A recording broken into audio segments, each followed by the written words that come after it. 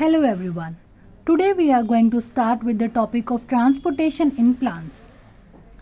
In plants, for performing various biological activities, transportation of water, mineral, food, vitamins is important. Like us human beings, we also need water, food for our basic requirements for performing our basic biological processes. Similar way में plants को भी सभी चीज़ों की requirement होती है अपने biological activities और प्रोसेस को कैरी आउट करने के लिए. तो वाटर एंड मिनरल्स के रिक्वायरमेंट को प्लांट कहाँ से फुलफिल करता है?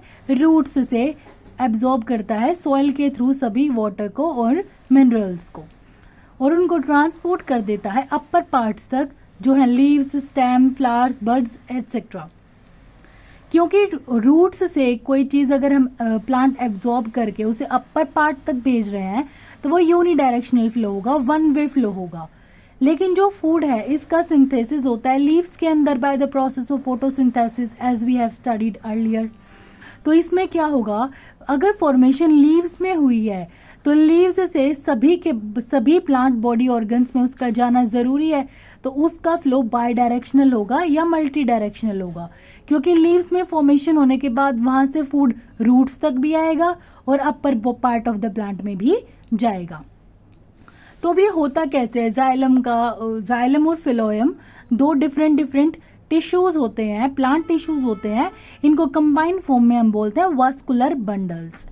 जो जाइलम होता है ये क्या करता है, वाटर एंड मिनरल्स की ट्रांसपोर्टेशन में हेल्प करता है from roots to the upper और aerial parts of the plant. जो अपर पार्ट होते हैं सॉइल से अबव पार्ट होते हैं उनको एरियल पार्ट, जो एयर में प्रेजेंट होते हैं उनको एरियल पार्ट्स बोलते हैं. और इस वाले प्रोसेस में टू फिजिकल फोर्सेस इन्वॉल्व होते हैं. First one is transpirational pull and second one is root pressure. जो फिलोयम है वो फूड की ट्रांसलोकेशन करता है, फूड को ट्रांसपोर्ट करता है लीव्स से सभी प्लांट बॉडी ऑर्गन्स में. ये क्या होता है, मल्टी डायरेक्शनल होता है. इस प्रोसेस में एनर्जी की रिक्वायरमेंट होती है, और जिस प्रोसेस में एनर्जी इन्वॉल्व होती है, एनर्जी देनी पड़ती है, उसमें एनर्जी रिक्वायर्ड है, उस प्रोसेस को बोला जाता है एक्टिव प्रोसेस.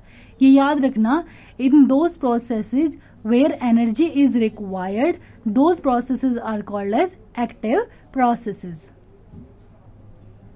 Xylem क्या है, कॉम्प्लेक्स टिश्यू है. कॉम्प्लेक्स मतलब more than one type of tissues का ये बना हुआ है, more than one type of cells का ये बना हुआ है.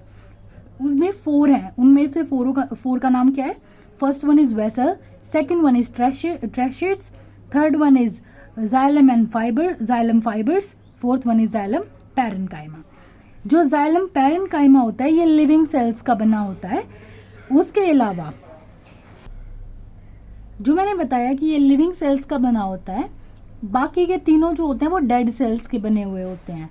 तो vessels, tracheids, xylem fibres, the all three tissues are formed of dead cells. जो वेसल और ट्रेशेट्स होते हैं ये मेनली इन्वॉल्व होते हैं वाटर ट्रांसपोर्टेशन के लिए, और जो जाइलम फाइबर्स होते हैं ये सिर्फ मैकेनिकल सपोर्ट के लिए होते हैं. जो जाइलम पैरेन्काइमा होता है ये क्या करता है, वाटर को ट्रांसपोर्ट करता है लेटरल साइड्स में, laterals means this way. Okay, now we have ascent of sap. What do you mean by ascent of sap? ये 1 मार्क में डेफिनेशन आ सकती है, या फिर हम इसको इसके साथ भी मिक्स करके लिख सकते हैं कि एसेंट ऑफ सैप क्या होता है.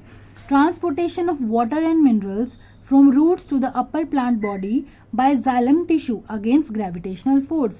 क्योंकि जब वाटर रूट्स से अपर बॉडी भी जा रहा है और ग्रेविटी डाउनवर्ड लगती है, तो यानी कि वो अगेंस्ट द ग्रेविटी काम करता है.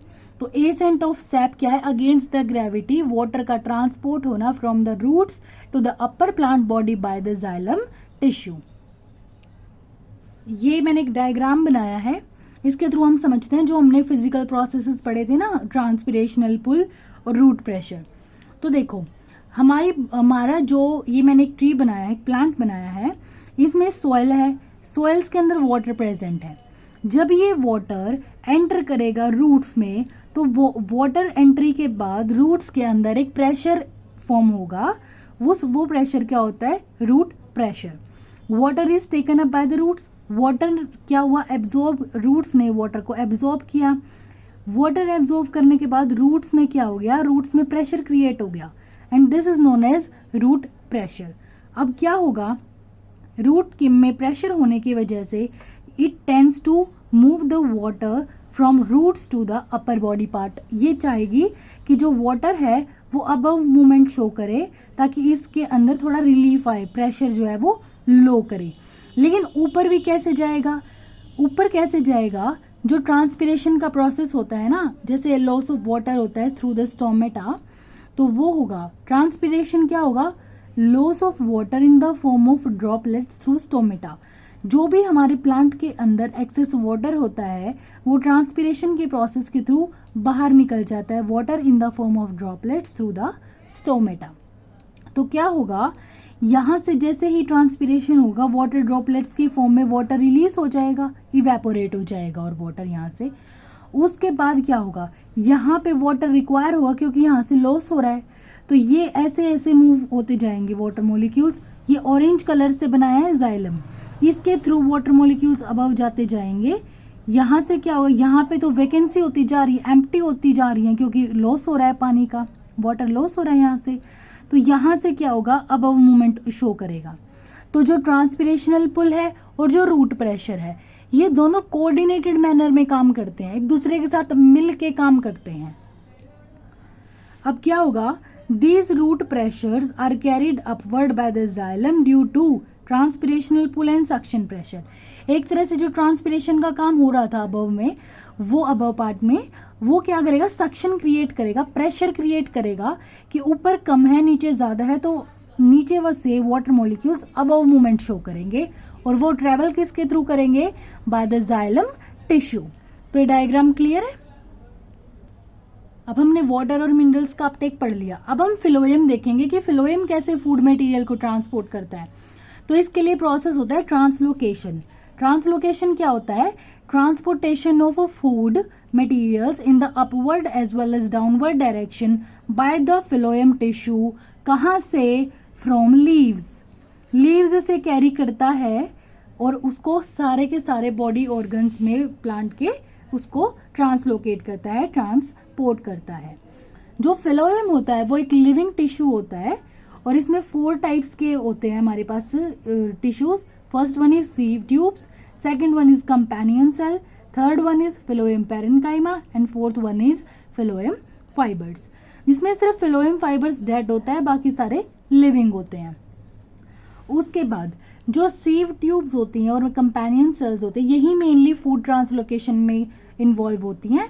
और जो फिलोएम पैरेन्काइमा है ये स्टोरेज करता है फूड की, और जो फिलोएम फाइबर है वो जस्ट इसे मैकेनिकल सपोर्ट प्रोवाइड करता है। ये क्या करता है, जितने भी फोटोसिंथेसिस के दौरान हमारे प्रोडक्ट्स फॉर्म हुए थे, जो फूड फॉर्म हुआ था, उसके साथ साथ अमीनो एसिड्स को भी ट्रांसलोकेट कराता है पूरे प्लांट बॉडी में। कौन, फिलोएम। तो फिलोएम फूड के साथ साथ सॉल्युबल प्रोडक्ट्स के साथ साथ अमीनो एसिड का भी ट्रांसलोकेशन करता है।